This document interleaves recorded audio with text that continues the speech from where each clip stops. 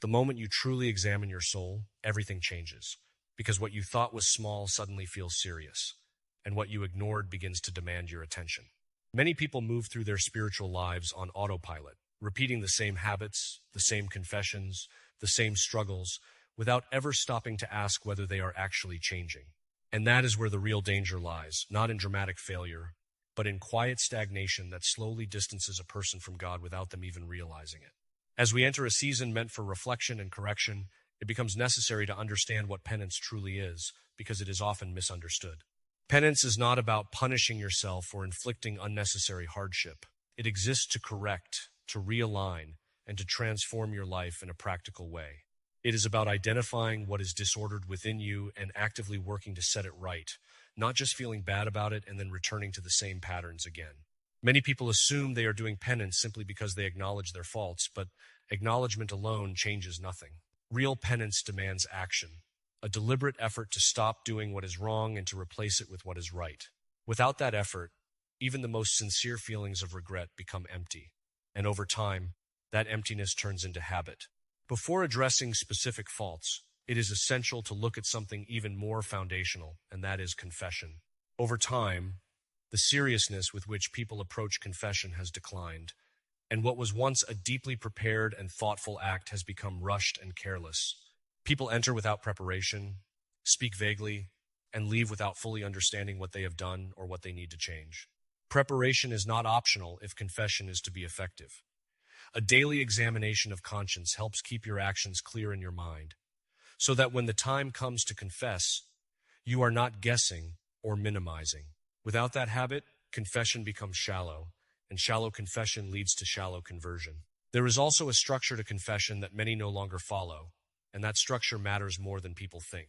You are meant to confess the kind of sin, how many times it occurred, and any circumstances that made it worse.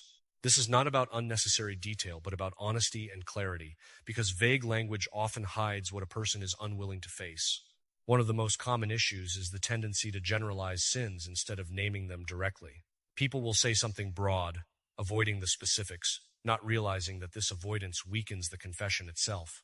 The purpose is not to protect your comfort, but to confront the truth, because without truth there is no real healing. Confession is not just a conversation, it is in a real sense a judgment. You come forward as both the one who accuses and the one being judged, presenting your actions honestly before God. If you withhold the truth or distort it, you are not simply being incomplete, you are undermining the very purpose of the sacrament. Another essential element is sincerity, not just in words but in intention. It is not enough to list faults. There must be real sorrow for having committed them, and that sorrow must come from recognizing that you have offended God. Regret based on embarrassment or consequences is not the same as true contrition. True contrition also requires a decision to change, and this is where many people fall short. They confess, they feel momentarily relieved, but they make no concrete plan to avoid repeating the same sins. Without a plan, the cycle continues, and confession becomes a routine rather than a turning point. A serious question must be asked. What has actually changed in your life over the past year? If the same sins remain with the same intensity and frequency, then something is missing. Growth requires effort, and effort requires intention, not just desire. Improvement is not measured by how often you recognize your faults, but by how actively you work to eliminate them. If anger is an issue, what steps are you taking to control it? If impatience is a problem, what are you doing differently now compared to before? It is not enough to say you want to improve. You must define how you will improve. A vague desire to be better accomplishes nothing, but a clear plan creates direction. Without that direction, even the best intentions fade quickly. Perfection may seem distant, but the pursuit of it is not optional. The call to be better is not a suggestion, it is an obligation. While no one can become perfect by their own power, grace works through effort. And without that effort, grace is resisted rather than embraced. Many people believe that simply avoiding major sins is enough, but in reality, that is only the beginning. The spiritual life does not start at perfection. It starts at the decision to stop doing what is wrong and to actively pursue what is right. Without that decision, progress never truly begins. There is also a deeper issue that often goes unnoticed, and that is the acceptance of personal defects. People become comfortable with certain flaws, excusing them instead of confronting them. Over time, those flaws become part of their identity, making change seem unnecessary or even impossible.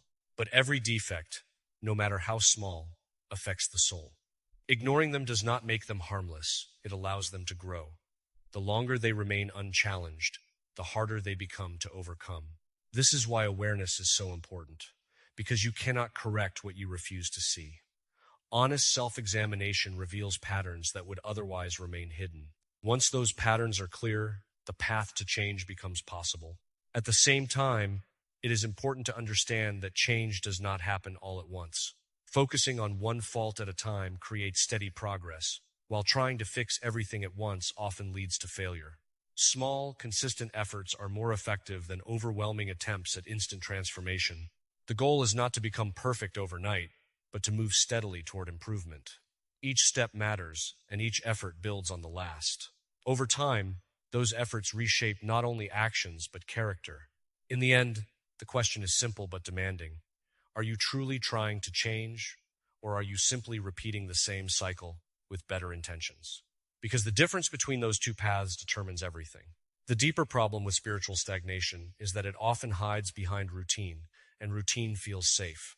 A person can go to confession regularly, attend Mass, and still remain unchanged interiorly if there is no real effort to confront specific patterns of sin. Over time, this creates the illusion of progress without actual movement, and that illusion is one of the most dangerous states a soul can be in. Confession, when approached correctly, is meant to disrupt that illusion. It forces clarity, because you are no longer speaking in generalities but naming real actions, real habits, and real failures. This is why the precision of confession matters. Not because God needs information, but because the human heart needs honesty in order to heal. When sins are left vague, they are easier to ignore, and what is ignored is never truly corrected. A person may say they are impure or weak, but without identifying what that means in practice, the confession loses its corrective force. Specificity is not about embarrassment. It is about truth, and truth is what breaks denial. In the same way, the number of times a sin is committed is not a meaningless detail. Frequency reveals pattern, and pattern reveals attachment. If something is repeated often, it is no longer an accident but a habit, and habits require deliberate effort to break. Without acknowledging that frequency, the seriousness of the issue is often underestimated. There is also the question of sincerity, which cannot be measured by words alone. A person can say all the correct phrases in confession and still lack true contrition. What matters is whether the will is actually turned away from sin, not just emotionally regretful, but genuinely resolved to change. This is where many people unknowingly deceive themselves, because they confuse feeling sorry with being converted. Feeling sorry may last a moment, but conversion requires persistence. It is shown not in the confessional itself, but in the decisions made afterward, when temptation returns and habits are tested again. A crucial part of this process is having a concrete plan for change. Without a plan, the same patterns will inevitably repeat, because intention without structure is fragile. Real spiritual growth requires strategy, not just emotion, and that strategy must be specific enough to apply in daily life. For example, if anger is a recurring issue, it is not enough to simply promise to be calmer. There must be a practical response prepared in advance for situations where anger is triggered. Without that preparation, the reaction will almost always default to habit rather than virtue. The same principle applies to all recurring sins. Whether it is impatience, dishonesty, impurity, or neglect of duty, each one requires a deliberate method of resistance. Over time, these methods become discipline, and discipline slowly reshapes character in a stable and lasting way. However, many people avoid this level of seriousness because it demands discomfort. It is easier to confess broadly and move on than to confront the deeper structure of one's behavior. But avoidance does not eliminate the problem, it simply delays the confrontation. There is also a subtle danger in becoming accustomed to one's own faults. When a person lives with the same sins for a long time, they can begin to feel normal, even acceptable. At that point, the conscience becomes less sensitive, not because the sin has disappeared, but because it has been rationalized. This is why regular self-examination is not optional for serious spiritual life. Without it, a person loses awareness of gradual decline. What begins as small compromises eventually becomes a settled way of living, and by the time it is noticed, it is often deeply rooted. True growth requires resistance to that normalization, It requires the willingness to see oneself honestly, even when the truth is uncomfortable. This honesty is not meant to discourage, but to correct, because correction is only possible where clarity exists. Another important dimension is understanding that grace does not remove responsibility. While God provides assistance, the human will must still cooperate. Waiting passively for change without effort is not spiritual trust. It is negligence disguised as patience. This cooperation is seen in small but consistent actions.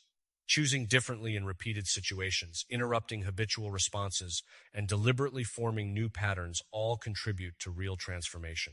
Over time, these small acts build a different interior structure. It is also important to recognize that failure does not cancel progress, but repeated indifference does. Falling and repenting is part of growth, but falling without reflection leads nowhere. The key difference lies in whether each failure becomes a lesson or just another repetition. Many people underestimate how deeply habits shape the soul. Actions repeated over time do not remain external. They form internal tendencies. This means that what a person repeatedly chooses eventually becomes easier, while its opposite becomes harder. Because of this, the spiritual life is not simply about avoiding sin in the moment, but about reshaping long-term tendencies. Every choice either strengthens or weakens certain dispositions, and over time, those dispositions define the direction of the soul. This is also why persistence matters more than intensity. A brief moment of strong emotion is not enough to change a lifetime of habits. What is needed is steady, consistent effort, even when it feels slow or unremarkable. In the end, the real question is not whether a person feels regret, but whether they are willing to change their structure of life. Because without that willingness, even repeated confession becomes part of the cycle rather than an exit from it. And so the call remains simple but serious. Stop measuring progress by intention alone, and begin measuring it by transformation. Only then does the spiritual life move from repetition into real conversion. When we continue examining the spiritual life in its practical form, another truth becomes unavoidable.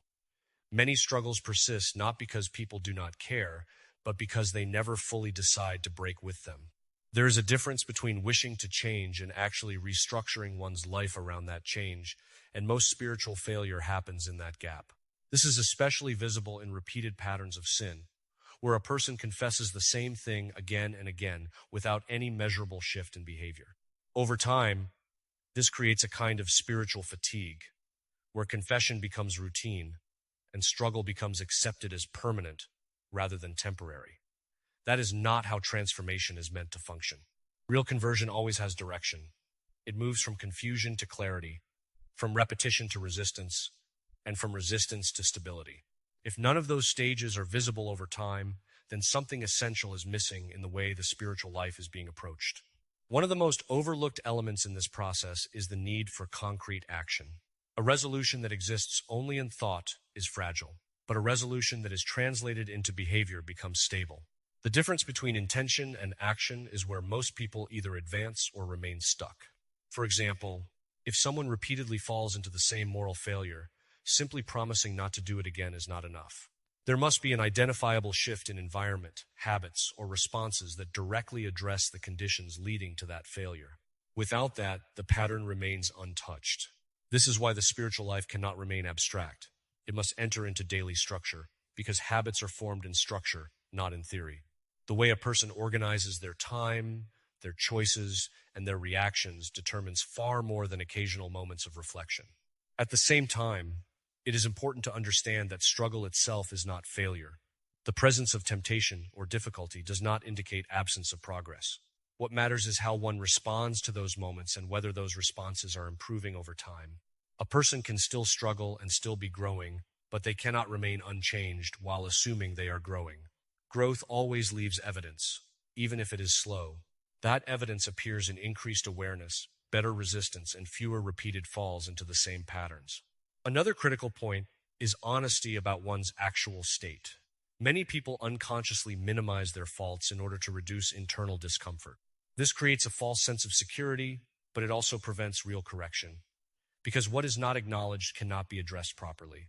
Honesty does not mean despair or negativity. It simply means seeing things as they are without distortion. Only in that clarity can real decisions be made, because decisions based on illusion rarely produce lasting change.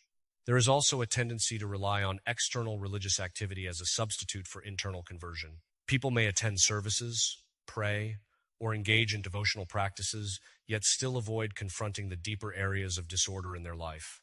While these practices are valuable, they are not meant to replace interior change. External practices are meant to support transformation, not to hide the absence of it.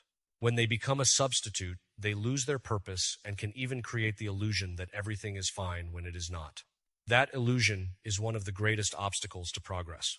True spiritual progress always involves discomfort at some stage, because it requires confronting what has been ignored or tolerated. Avoiding that discomfort delays healing, but does not eliminate the need for it.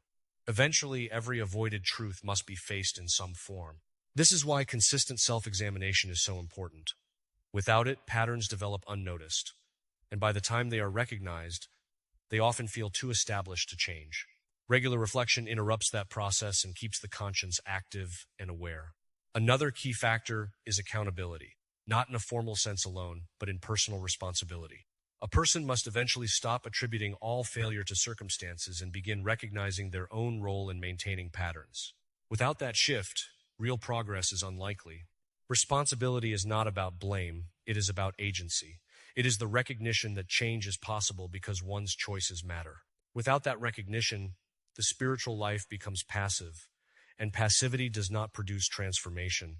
There is also a need to understand the cumulative effect of small actions. No single repeated behavior seems decisive on its own, but over time, those behaviors form a direction. That direction eventually becomes the shape of a person's interior life. This is why small corrections matter more than they initially appear. A slight change in response, a small interruption of habit, or a minor adjustment in behavior can, over time, shift an entire pattern. What seems insignificant in the moment becomes significant through repetition. It is also important to recognize that discouragement is often a result of unrealistic expectations. When people expect immediate perfection, they become frustrated by gradual progress. But real change is usually gradual, and learning to recognize that gradual movement prevents unnecessary discouragement. The key is persistence without illusion. Persistence means continuing effort even when progress feels slow. Avoiding illusion means not pretending there is progress where there is none. Both are necessary for genuine growth. Ultimately, the spiritual life is not defined by isolated moments but by direction over time. The question is not whether someone has struggled, but whether their life is slowly moving away from disorder and toward order. That movement, even if imperfect, is what signals real conversion. And so the focus must remain on sustained change, not temporary intention. Because only sustained change reveals whether the heart is truly being reformed or simply repeating its previous cycles with better language.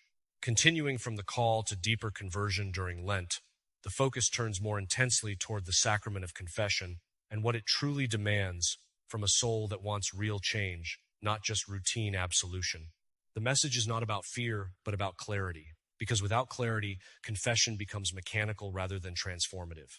In Catholic teaching, confession is not simply a private moment of relief, but a true encounter with divine justice and mercy working together.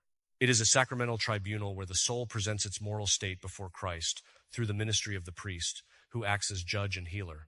This structure is not symbolic in a vague sense. It reflects a real spiritual order where truth must be spoken fully for grace to heal fully.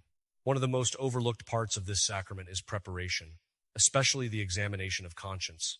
Many people approach confession with vague memory or last-minute reflection, but traditional spiritual discipline encourages daily examination. This practice ensures that sins are not forgotten, minimized, or rationalized, but clearly recognized in their moral weight before God. Within confession, Catholic theology emphasizes three essential elements often summarized as species, number, and circumstances. The species refers to what kind of sin was committed, not in emotional terms, but in moral clarity. Saying something like, "I was impure," is not sufficient because it avoids the actual nature of the act, whether it involved thought, action, or specific grave matter. The number is equally important because repetition reveals patterns of habit and attachment.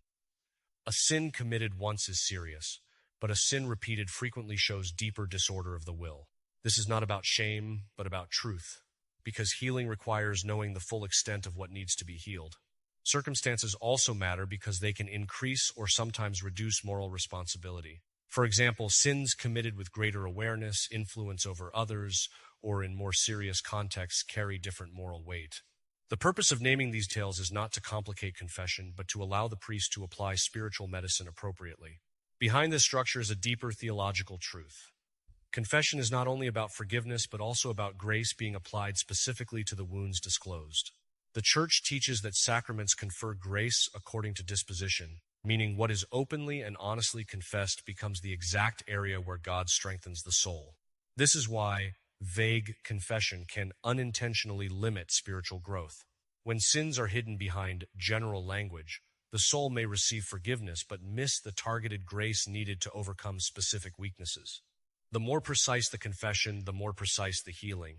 Closely connected to this is the necessity of contrition, which is not merely feeling bad, but a true act of the will rejecting sin because it offends God. Emotional regret alone is not enough. Contrition must include a decision to change direction, even if that change is difficult or gradual in practice. This is where the idea of amendment of life becomes essential. A sincere confession is always followed by a sincere intention to avoid the same sin again. Without this, confession risks becoming repetitive without transformation, where the same patterns continue without interruption. A practical way to test this sincerity is to ask whether real effort is being made to break from habitual sin. If the same behaviors continue unchanged year after year without concrete steps toward reform, then the concept of amendment becomes theoretical rather than real.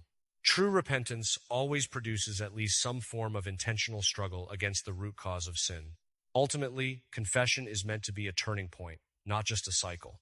It is designed to progressively reshape the soul through truth, humility, and grace working together. When approached correctly, it does not merely remove guilt, but strengthens the will, clarifies moral vision, and slowly rebuilds the interior life towards stability and holiness.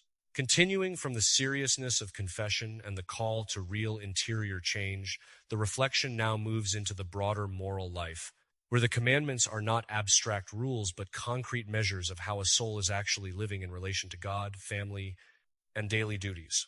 The first commandment begins with the question of whether God is truly first in lived reality, not just in belief. Prayer is not optional decoration in the spiritual life. It is the foundation of relationship with God. A minimal daily prayer life may fulfill basic justice, but love for God naturally pushes the soul toward deeper, more frequent prayer and recollection throughout the day. This includes practices such as mental prayer, meditation, and vocal prayer like the Rosary, which has traditionally been encouraged as a simple and consistent way to remain anchored in God. Without these habits, the interior life tends to weaken, and the soul becomes more influenced by external pressures and distractions. The first commandment also challenges the ordering of attachments. When material things, relationships, or personal comfort begin to outweigh obedience to God, disorder quietly enters the spiritual life. This is often revealed not in major decisions but in small compromises, such as dishonesty, neglect of truth, or avoiding difficult moral responsibilities to keep peace with others. Reverence toward God is another essential expression of the first commandment. How a person behaves in church, especially in the presence of the Blessed Sacrament, reveals what they truly believe. Acts like genuflection are not empty gestures. They are external signs of internal faith in the real presence. From here, attention shifts to the second commandment, which concerns the reverence due to God's name. Using God's name carelessly or irreverently, even in casual speech, gradually weakens awareness of His holiness. Blasphemy is not only an insult in words, but a deeper moral disorder that reflects disrespect toward what is sacred. The third commandment then calls for proper observance of Sunday, which is not merely a day of rest, but a day set apart for God. Historically, violations of Sunday rest have been treated seriously in Catholic moral teaching because they shift society's focus away from worship and toward constant productivity.